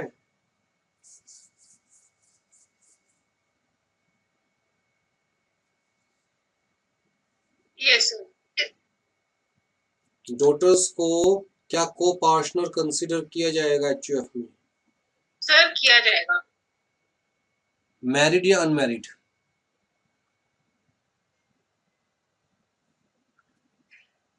Unmarried daughters. मैरिड डॉटर्स के पास क्या प्रॉपर्टी में हक मांगने का, मतलब प्रॉपर्टी में अपना हिस्सा मांगने का हक नहीं है मैरिड डॉटर्स के पास। सर जो 2005 में जो अमेंडमेंट आई थी इसकी, उसमें उनको राइट दिया गया। एक तो 1956 में आई थी कि वुमेन भी को पार्टनर्स बन सकती है। मतलब पहले होता था ना सिर्फ मेल को पार्टनर्स ही हो सकते हैं, तो वो भी बन सकती है, वो कर्ता भी हो सकती है। कर्ता भी हो सकती है, और मतलब पार्टीशन के लिए भी डिमांड कर सकते हैं और प्रॉपर्टी में अपना हिस्सा भी मांग सकते हैं, राइट। क्या सन की या जो मेल मेंबर है उनकी वाइफ के पास ये राइट होता है? सर हस्बैंड उनका अलाइव है नहीं, अगर अलाइव है तब तो सन का ही देखा जाएगा ना। अगर अलाइव नहीं है तो? हस्बैंड अलाइव नहीं है तो क्या वाइफ के पास राइट है?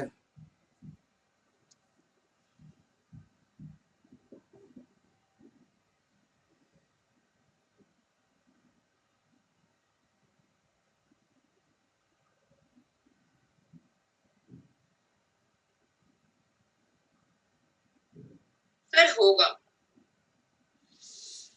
सर, क्योंकि बहुत सारे अगर एक फैमिली है उसमें सिर्फ अगर वो 2 विडोज हैं, फिर तो होगा सर।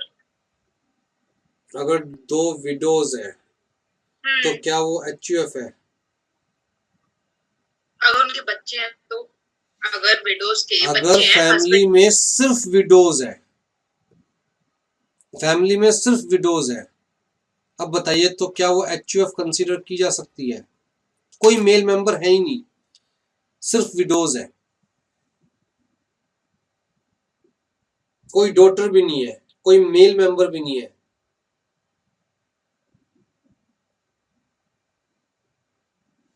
मतलब फादर और मदर की भी डेथ हो गई, सन 1 की भी डेथ हो गई, सन 2 की भी डेथ हो गई, बस उनकी वाइफ है।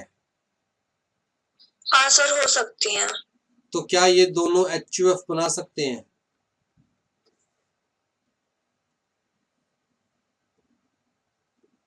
सर मेरे हिसाब से तो बना सकते हैं।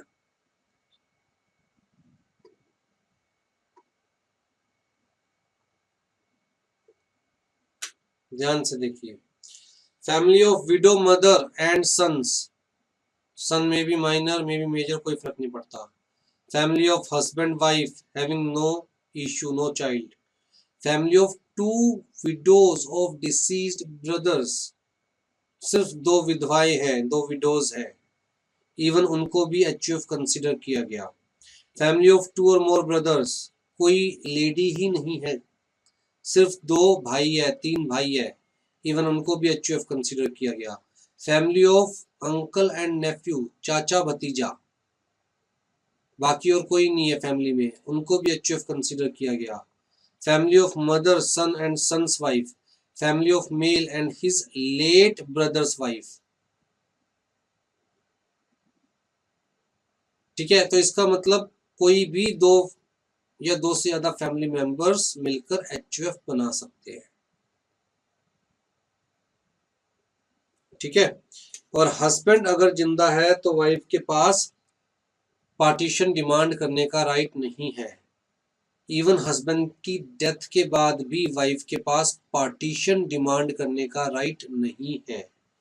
अगर पार्टीशन होता है तो वो जो विडो है उसको इक्वल पार्ट लेने का राइट है, लेकिन पार्टीशन डिमांड करने का राइट नहीं है। सर अपने माइनर सन के बिहाफ पे भी नहीं डिमांड कर सकती है? Okay sir. पार्टीशन डिमांड करने का राइट नहीं है, पार्टीशन हो रहा है तो शेयर लेने का राइट है। बात समझ रहे हो? दोनों में डिफरेंस है। जी सर। डॉटर के पास पार्टीशन डिमांड करने का राइट है आज की डेट में, चाहे वो मैरिड डॉटर है चाहे अनमैरिड डॉटर है। ठीक है जी, पार्टनरशिप फर्म, AOP, BOI, ये सब पर्सन की डेफिनेशन में हमने पढ़ा। कहता कोई फर्क नहीं पड़ता वो रजिस्टर्ड है या अनरजिस्टर्ड है, कोई फर्क नहीं पड़ता क्रिएटेड फॉर प्रॉफिट मोटिव है या नॉन प्रॉफिट मोटिव है, उनको इनकम टैक्स में अलग से रिकॉग्नाइज किया जाएगा। आर्टिफिशियल जुडिशियल पर्सन कौन होते हैं जी? कहता है जो कहीं पर भी कंसीडर नहीं किए जा सकते उन्हें आर्टिफिशियल जुडिशियल पर्सन में कंसीडर किया जा सकता है। जैसे मैंने आपको एग्जांपल दिया, डेटी मतलब क्या बोलते हैं इन्हें, देवता।